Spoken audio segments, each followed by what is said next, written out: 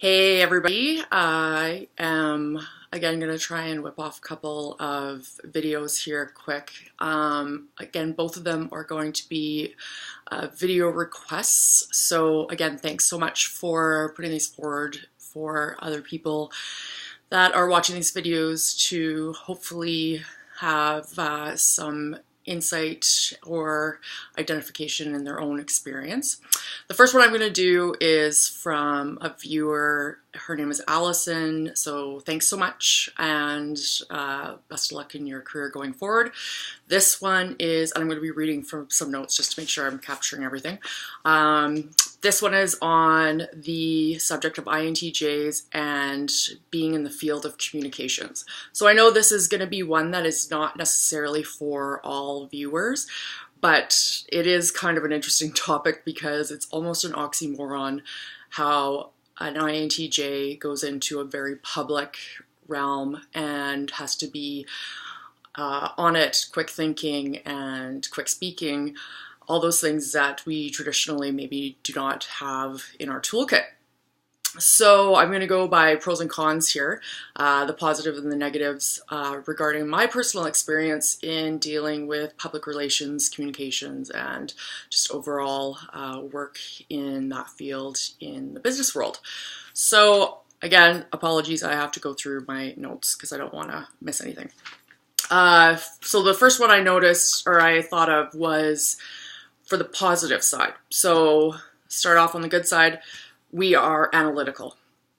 That is something that traditionally you may or may not see in the communications field. Usually in the communications realm, the individuals that are part of your company will give you the facts that they present and you put them together in a draft for either a statement or a standby statement, that type of thing. But you don't have a lot of interest or probing ability in going further and understanding more unless it's part of a legal thing that you need to expand on to understand to make sure that the company is being presented properly for its shareholders.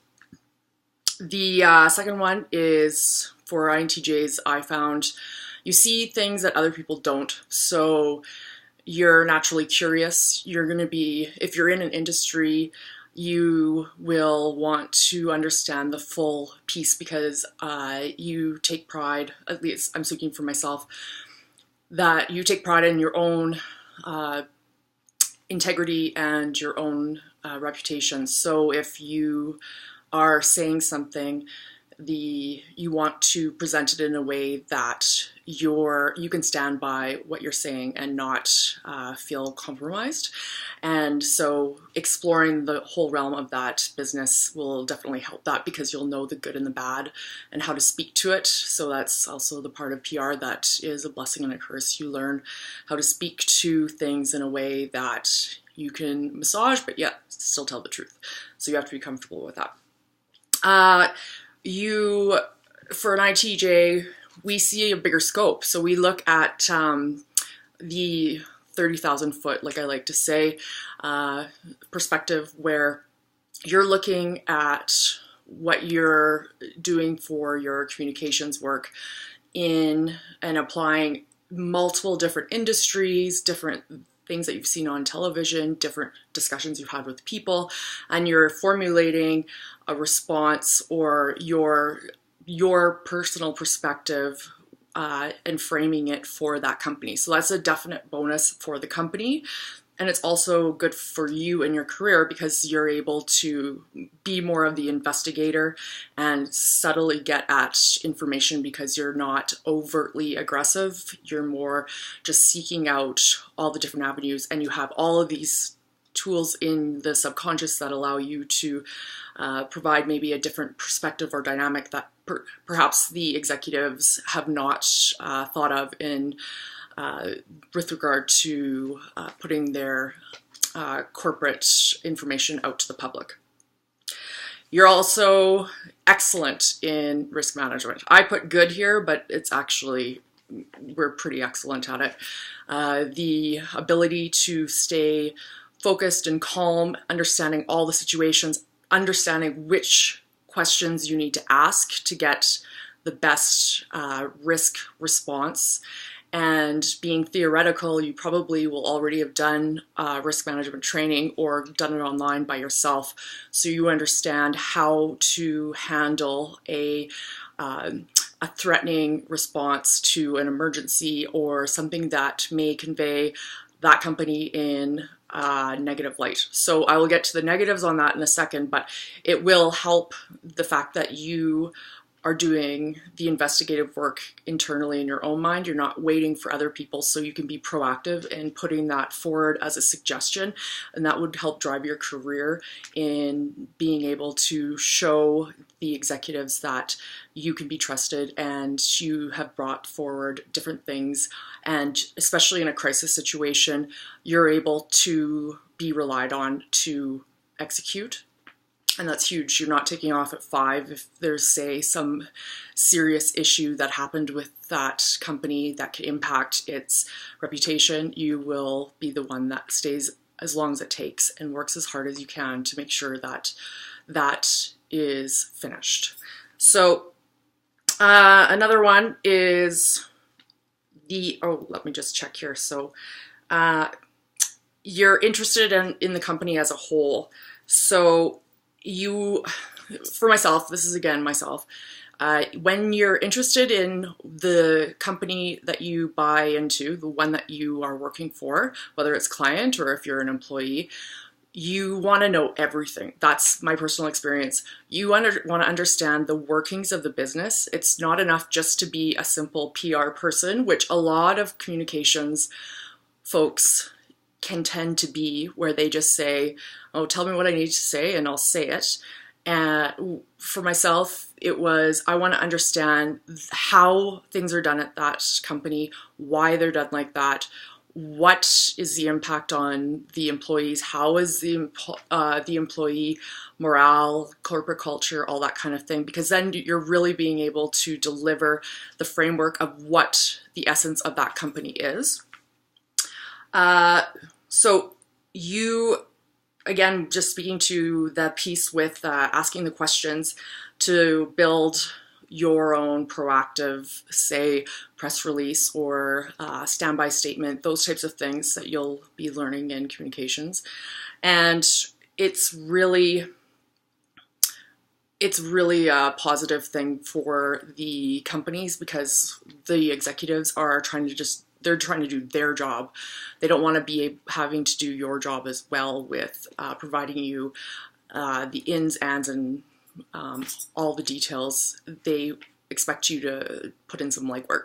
So if there's quite a few more other positive traits for being an INTJ in communication. So if you are interested, please leave a video request, but I don't want to belabor this.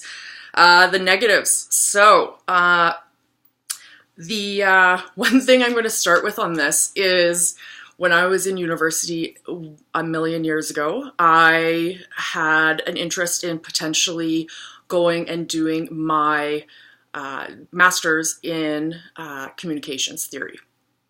And I talked to one of my very respected professors, and she sat me down and she said, it is not worth your time. She said you could do it in a heartbeat, you would have no problems with it, you'd excel, which, I mean, I'm impressed that she would say that, because university wasn't always awesome.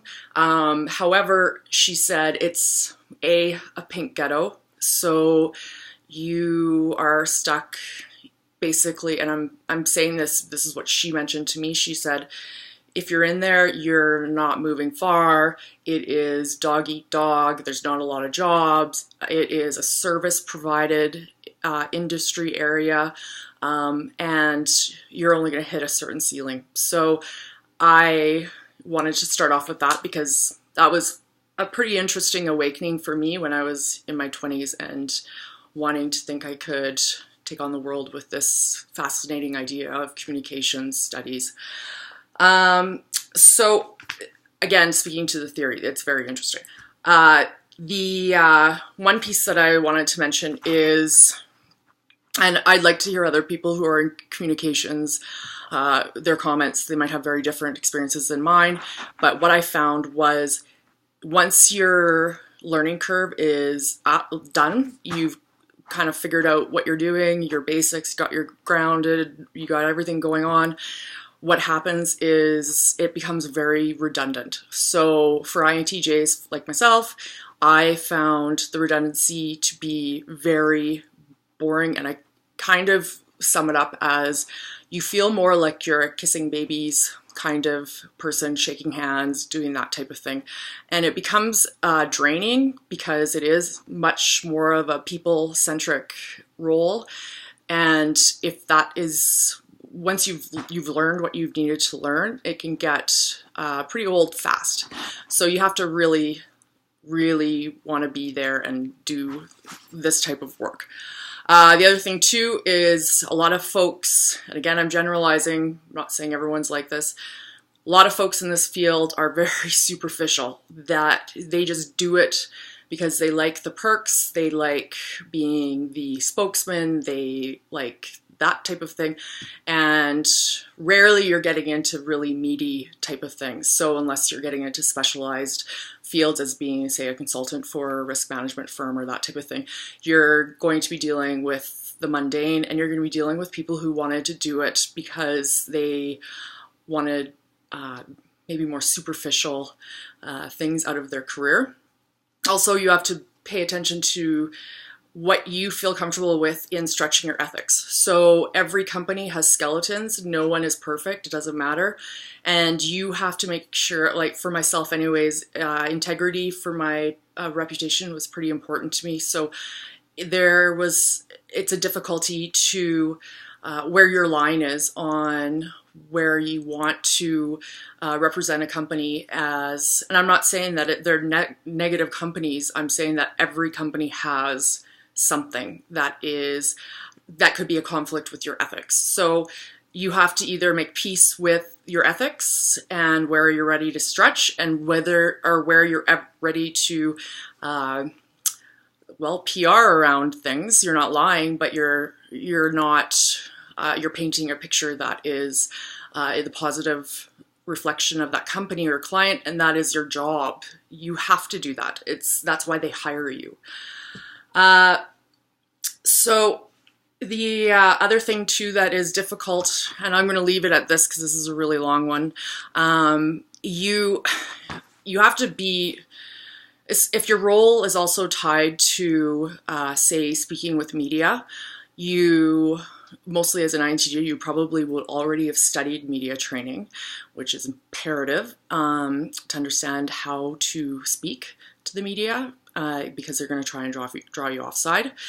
But you need to be very comfortable with speaking quickly, because they don't have a lot of time, or responding quickly and sourcing out people and having discussions internally, and being more forceful to get those answers so we can get back to the media if that's what the client wants. And you have to be comfortable with making sure that you are so familiar with your information that you can speak to the standby statement that's already been approved, because that's very important for the legal side of things. So anyways, this one will be dull for people that are not interested in this area, but I hope that provides some light. And by no means I'm not either way when it comes to communications. I think it's a great field and a great tool. And regardless, it's a great tool to have in whatever profession you decide to move forward with. So thanks so much for watching, and I'll be putting another one up here today.